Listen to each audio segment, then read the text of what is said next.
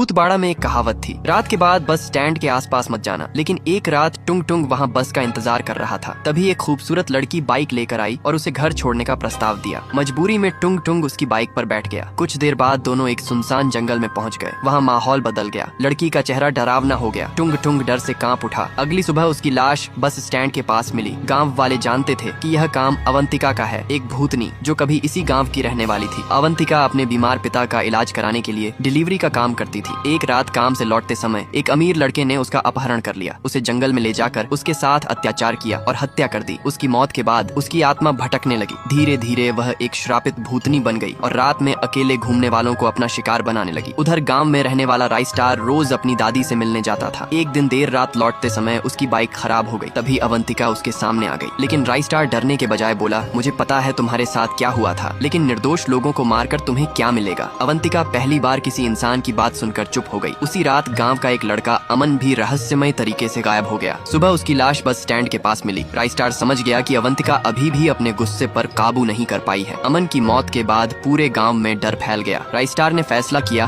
कि अब वह अवंतिका के श्राप का अंत करेगा। वह अपनी दादी के पास गया। दादी ने एक पुरानी कहानी सुनाई। अवंतिका की आत्मा को शांति तभी मिलेगी जब उसके असली हत्यारे को सजा मिलेगी। राइस्टार ने जांच शुरू कर दी। कई दिनों की खोज के बाद उसे पता चला कि अवंतिका का हत्यारा कोई और नहीं बल्कि शहर का बड़ा कारोबारी विक्रम मल्होत्रा था, जिसने सालों पहले अपनी पहचान बदल ली थी। राइस्टार सारे सबूत लेकर पुलिस के पास गया, लेकिन किसी ने उसकी बात पर विश्वास नहीं किया। आखिरकार वह अकेला ही विक्रम के फार्म हाउस पहुंच गया। वहीं अचानक अवंतिका की आत्मा भी प्रकट हो गई। विक्रम डर के मारे कांपने लगा। अवंतिका उसे खत्म करना चाहती थी, लेकिन राइस्टार बोला, अगर तुम बदला लोगी तो हमेशा भटकती रहोगी, उसे कानून के हवाले करो। पहली बार अवंतिका की आंखों में आंसू आए। विक्रम ने अपने सारे अपराध स्वीकार कर लिए और पुलिस उसे गिरफ्तार करके ले गई। जैसे ही सच सामने आया, अवंतिका के चेहरे पर शांति आ गई। वह मुस्कुराई और बोली, धन्यवाद राइस्टार। धीरे धीरे उसकी आत्मा प्रकाश में बदल गई और हमेशा के लिए मुक्त हो गई। उस दिन के बाद भूतबाड़ा का बस स्टैंड फिर कभी डर की जगह नहीं रहा और गांव वाले आज भी कहते हैं, जहां बदला हार जाता है वहां इंसानियत जीत जाती है।